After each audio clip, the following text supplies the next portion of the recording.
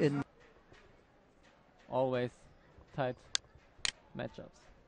This is for me one of the more interesting, because you get some really interesting shapes here, and HWANG has got that sort of packed into that 100-kilo frame, hasn't he? Yeah.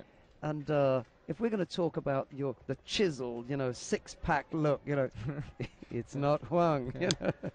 That's not the guy.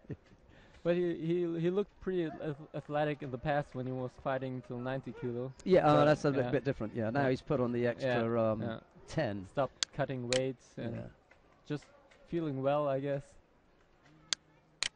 Yeah, Mom's just got that extra bit of dinner for him, hasn't she? And he's taking full advantage of it.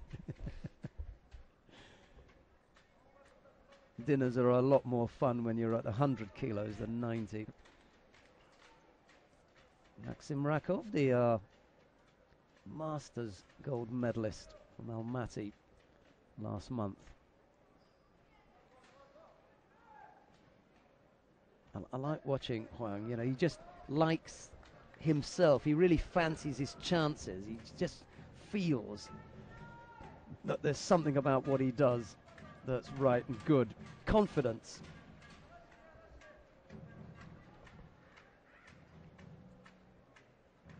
And RAKOV is a dangerous fighter. He can really put them away. Gets stronger and stronger. He doesn't get tired somehow.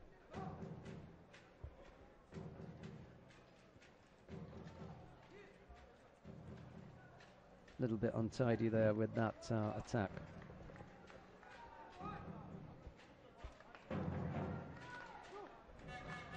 Now RAKOV picks up Judo. So even if the attacks are untidy, they're still attacks. Yeah. They count. He keeps looking busy, and all of a sudden your opponent is a little bit behind.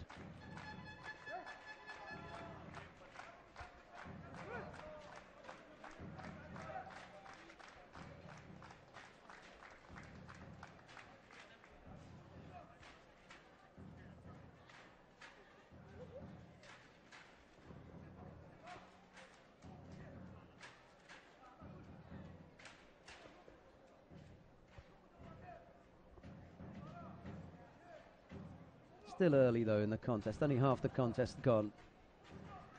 RAKOV looking for an opening, goes left-sided with that drop Seanagi, but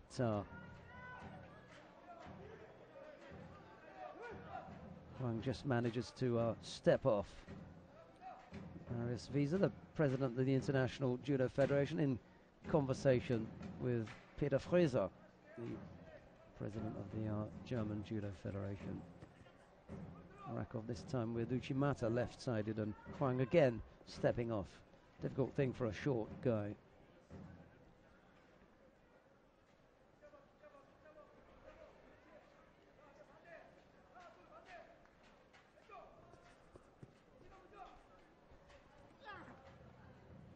Look for the Sutemi was there, but nothing really developed.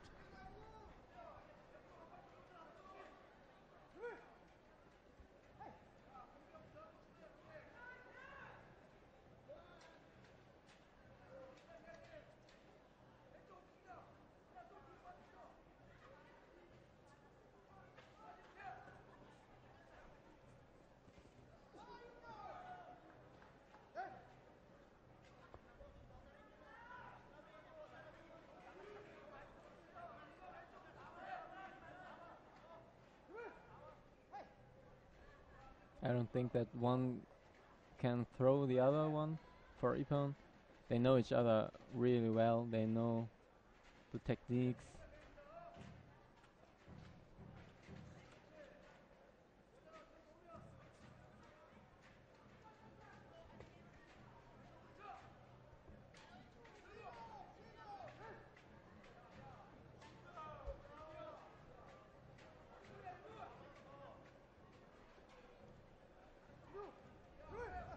Now HWANG picks up the Judo.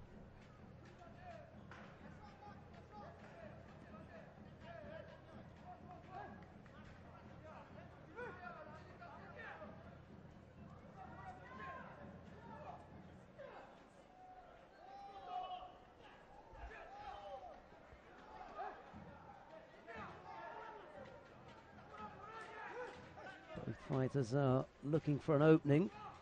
Things are tight, as you'd expect at this level. Oh, dangerous. No score. Let's see what HWANG was trying to develop there with the left leg thrown around the back. RAKOV felt it coming and then tried to counter. That left-sided drop, Sanagi didn't trouble anyone, and nor did that.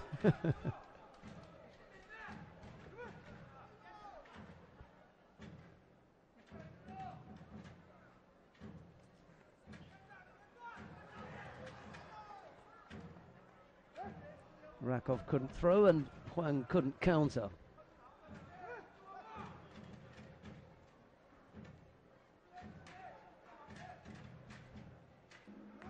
Well, they both know that golden score is going to be needed. We may try to catch a couple of words with Kayla Harrison if we can grab her as soon as she comes off the podium.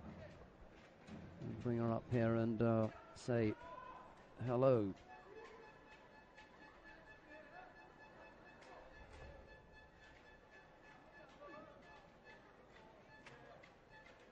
Failing that, we'll pass on all your good luck and best wishes to Kayla from Jeannie and family. I hope you enjoyed that. Must have been a nerve-wracking time for you listening to us and watching that at home.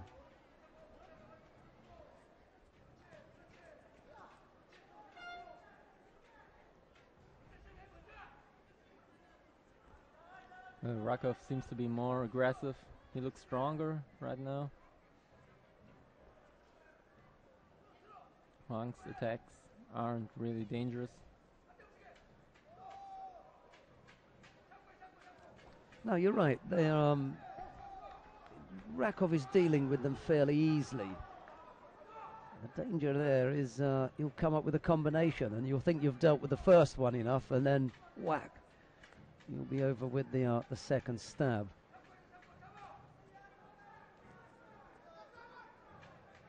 RAKOV now stepping up the pressure.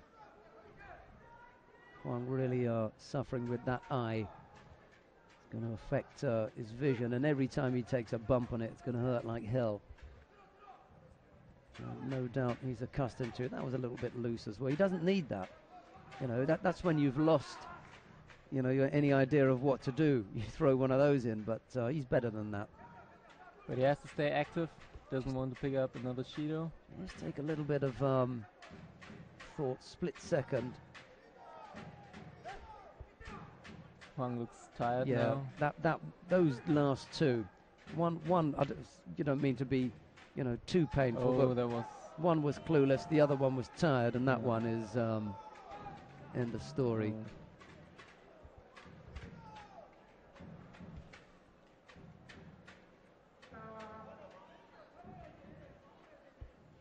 The trio of mat officials have made their decision, and here it comes. False attack. Usually they ask you to do your jacket up first, and then you know it's all over, but this time they gave it first. And they need his ear seeing to, his eye seeing to. He's really been through the wars, hasn't he? Winner and gold medalist in point from Kazakhstan, Maxim. Sieger des